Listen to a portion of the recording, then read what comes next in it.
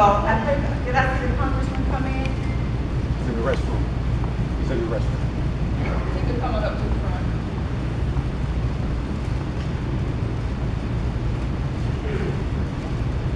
First, we'd like to say we welcome you here this evening, and we are so glad that you spared the bad weather to come out with such an important issue as we have before us today. Most of what I would have said, you've already seen on the video, so we're just going to hear it. But we thought it important that we call this town hall meeting so that we could inform you, our general public, what is going on that's going to affect us in our area. I'm a firm believer that if you are a leader and you are not educating the people who elect you to lead them, you are failing them. It is so important that every step of the way you keep them informed. And I do that by having town hall meetings. And if nobody don't show up, I still put the message out there. So we're going to here tonight to get this message out to you so that you can know what's going on, so that you can support us in the efforts that we need to protect our land. We're here tonight because you all have seen all the information about the blue jean allergy and everything and how we've been blamed for it. Well, we brought some people here tonight to give us some real facts so that we could be educated, so that we could go and speak for ourselves. We've been silent too long. And at the last South Florida Water Management that we appeared, we told them that we had been silent, but we will be silent no more. So we are here tonight to educate you that you could be a bond for us. We were supposed to have this meeting tonight in Belgrade, but the facility fell through. So we're meeting in Clewiston tonight. We're going to be meeting in Belgrade, Pahokee, South Bay, and I understand Commissioner Turner wants us to include Okeechobee, right? And Okeechobee. We didn't have them on our list, so I guess we got to add them to our shirts. Because our shirts only say South Bay, Belgrade, Pahokee, Clewiston, and Morehead. But we will add them because united we stand, divided we fall. And so we've had so much dangerous conversations going on around the coast about us. And the conversations have been from some elected officials. And what we have is we have elected officials saying dangerous statements like eminent domain. And when we hear eminent domain, most of us know what that means. And we will not allow the government to just take our land. So people, tonight I again say thank you. If you saw this video, saw that this is a journey, and this is personal with me. That is why I'm taking this on. This is a personal issue, and I'll be working it 24/7 until we stop them from saying, buy the land and send the water south. Are you all in agreement? To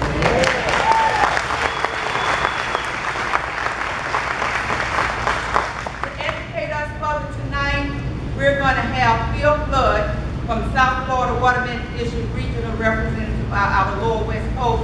He's going to come and give us some information.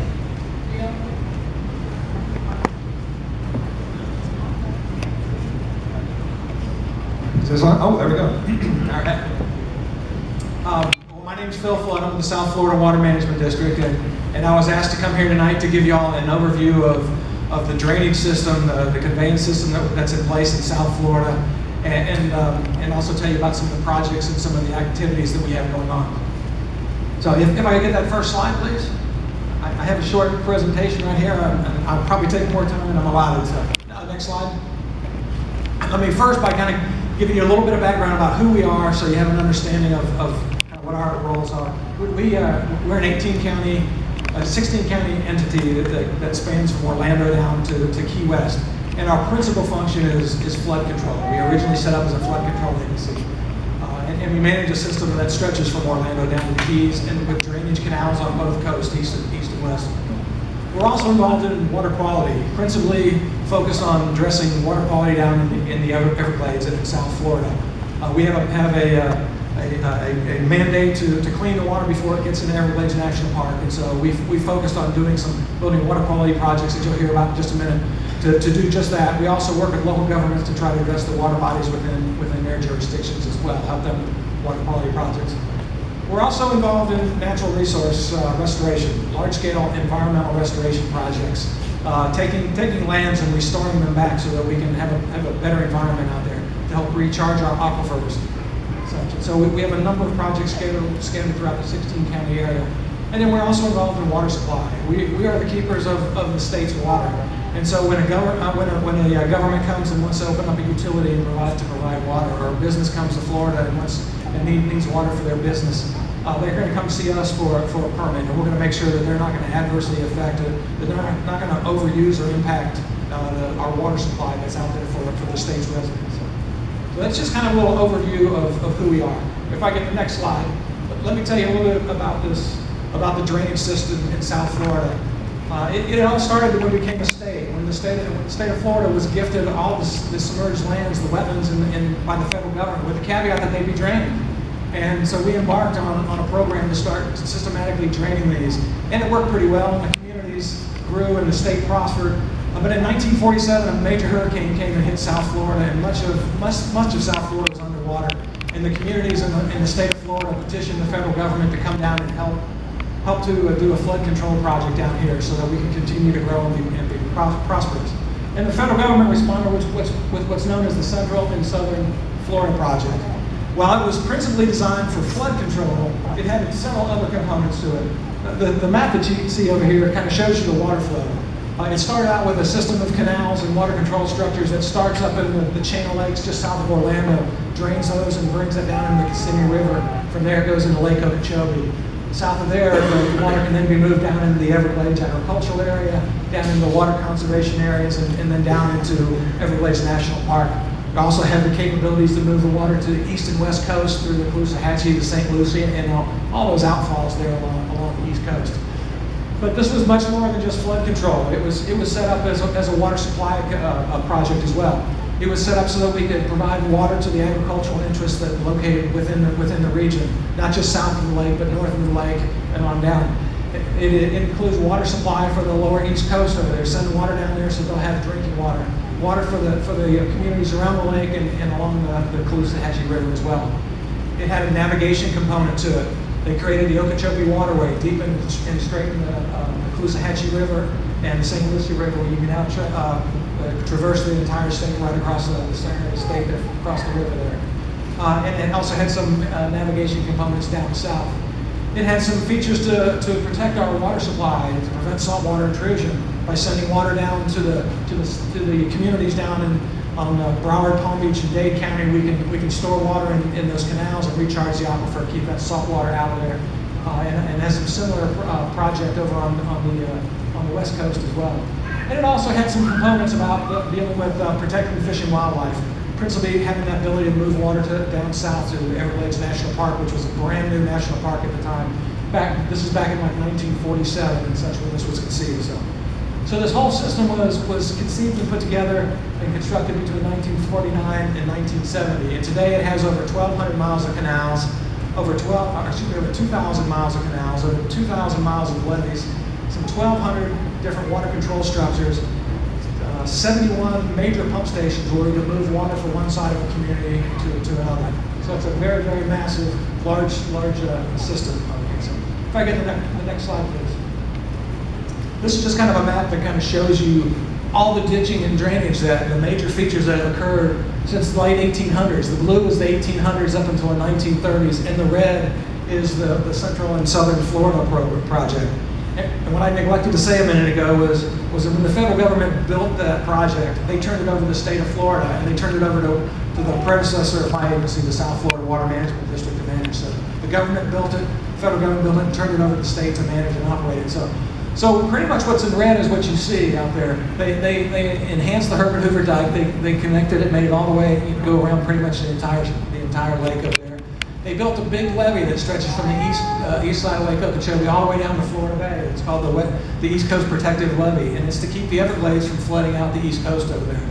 They put another levee around the Everglades agricultural area to help protect that, and they put one around the remnants of the Everglades National Park, or the Everglades, which is the water conservation areas. That's those three boxes that you see kind of to the south of the Everglades agricultural area over there. And then you can see all the drainage features, the canals and such that run down out to the coast.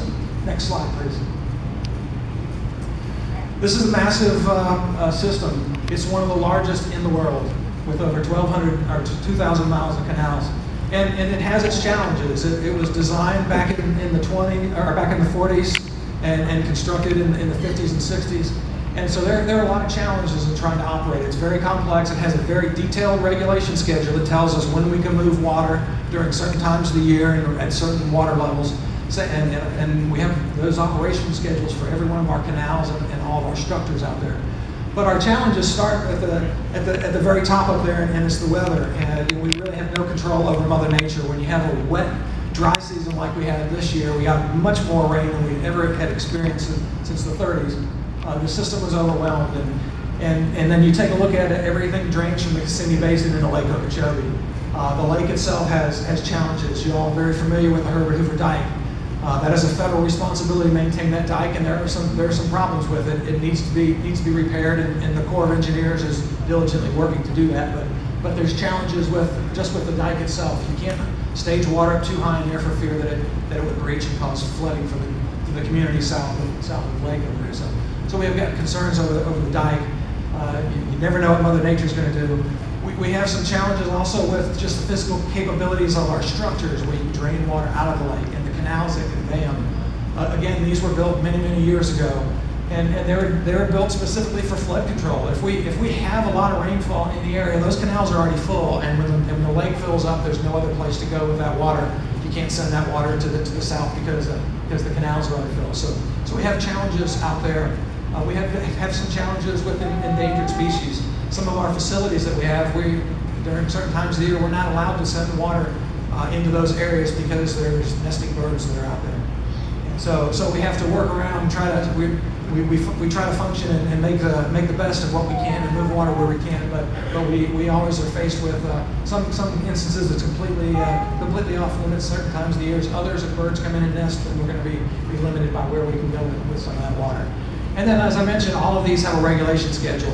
Where we're limited by how much water we can store in these various storage facilities and in the water conservation areas. So, then you always have the risk of flood. So I just wanted to share that so you kind of get kind of an indication of the size and the scale of the facility over here, and then some of the challenges. So if you go to the next slide, please. Shortly after, years after the system was constructed, we started noticing some adverse impacts in the environment. We started seeing, in some instances, way too much water in some of our estuaries. It was overwhelming, and too much water during the wrong times of the year. Other times there wasn't enough water out in the estuaries. We started seeing the lakes and the streams. We had some water quality issues and some turbidity issues out there. We started seeing the whole ecology of areas completely change because we've ditched and drained, so we've completely modified the whole hydraulics of the hydrology of the area over here. We started seeing our aquifers, the water supplies in our aquifers start to dwindle, and as a result, there wasn't enough water to go around for the communities. And as a result of that, again, we partnered with the federal government, the state of Florida, and we came up with a plan to try to go back and take some corrective action to fix the environment. And it's called the Comprehensive Everglades Restoration Plan. And it's a partnership between the federal government. It's a 50-50 partnership where they pay for half and we pay for half. And it's all about getting the water right. It's about getting the right amount of water in the right locations, in the right timing, and in the right quantities, and the right water quality. And it's really all about sustainability. It's to make sure that we're going to have enough water out there, not just for the agricultural areas, not just for the urban areas, but for the environment as well. So there's over 68 different components out there and specific projects that vary from water conservation measures to how we manage the water within the system to large-scale environmental restoration where we're filling in ditches and restoring sheet flow across the land to large-scale reservoirs so that we can capture water during the high flow times and send it back out where it's needed during the low flow season.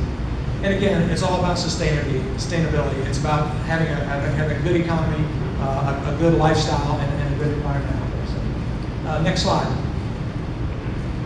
At the state level, the state is very involved in water quality, and we established a program here called the Restoration Strategies.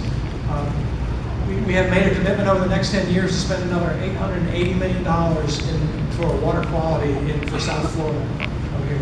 And it starts with the map over here. You see the areas in green are called stormwater treatment areas.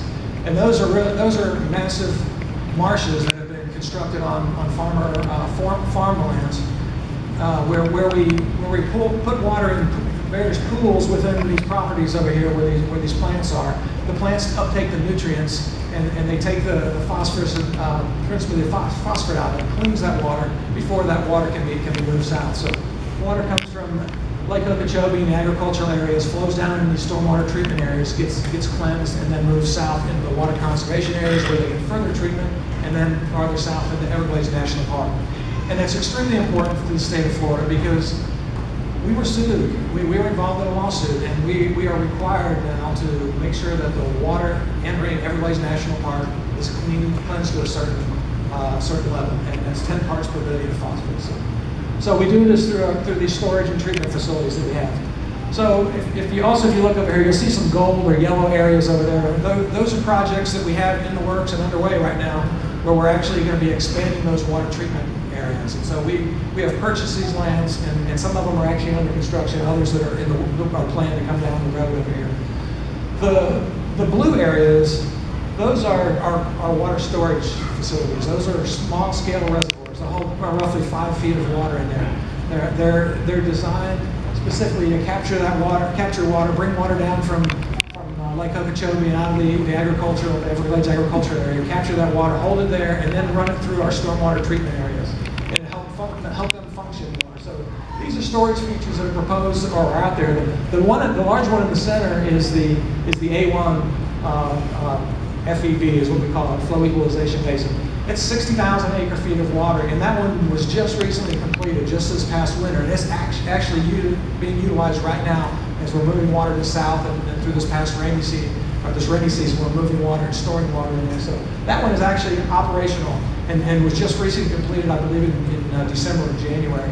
Over in the far east is the L8 FEB. That's another one. It's nearing completion. It should be wrapped up in the next few months. It's another 45,000 acre feet of water storage, so it's more storage over here south of the lake that's getting ready to come online. And then to the west, on the left side, you see the blue over there. That's just south of us down there. That is actually some land that we purchased from U.S. Sugar several years ago. This is the Southern Gardens piece of property. I don't recall exactly how big, about 18,000 acres, I think, something like that. The light blue area you see there, that is actually an environmental restoration project that we started where we're removing the ditches and the mounds out there from the orange groves, and we're replanting it back in wetland plants, and we're going to reestablish it back to the habitat that it used to be. And just north of that is another area that is in the planning stages right now. We're getting ready to move into the design phase to construct another storage feature down there here south of the lake. So these again are some of the projects that we have going on immediately south of the lake over here. So if I get the next slide. I apologize, this is a little washed out, kind of hard to see, but this is a map that shows all of our active restoration projects that we have. There's over 40 projects up there that we are actively in the design and construction phase over here. The ones that are in blue, those projects are under construction right now. The yellow are ones where we have acquired the land, or we're wrapping up the acquisition and we're moving into the design phase. And the blue ones are ones where they're already planned, they're on the books, they're authorized, and we're moving forward, we're actively acquiring land or doing the design work on it. But our focus, our priorities within our agency is to wrap up these projects, finish these projects over here, start seeing those returns, start seeing those environmental benefits, have that ability to send more clean water to the south. But we're also still looking for additional storage opportunities. So if you would go to my last slide over here. And again, I apologize, you can't see this, but through Everglades Restoration and the Comprehensive Everglades Restoration Program and restoration strategies and a couple of other projects that are out there, we have a plan. And this is it right here. This is called the Integrated Delivery Schedule. It lays out each one of our projects. It has the timeline for it. It's a 20-year process. Across the top is the years, and down on the left is all the various projects that we have out here. These are projects that the state of Florida, the federal government are doing. this priority list right here and the schedule was put together through an extensive public process and vetted through the communities and then accepted and adopted by the state of Florida and the federal government. And this is pretty much our roadmap to building the projects that we need, building the Everglades restoration project, the restoration strategies. The first couple of projects in the light blue up top, those are projects such as restoration strategies, fixing the Herbert Hoover Dike, putting some bridges under Tamiami Trail so we get better water flow down to the south. The ones immediately south of that, those are Everglades restoration projects. Those are the ones that are on the books that have been authorized by the federal government and they're in various stages of construction. The ones right after that, those are the second generation of projects that we've agreed to do with the federal government, and they've been authorized. Not all of them are moving forward right now, but they've been planned for. They're on the books and they're projects. Some of them are actually being constructed, but you can see the sequencing, the time frame over there. And then the projects right below that. Those are future projects that we need to have Congress authorize. That includes a project known as SEP, the Central Everglades Planning Project, which is all about utilizing lands that we already own south of the lake and moving more water through there.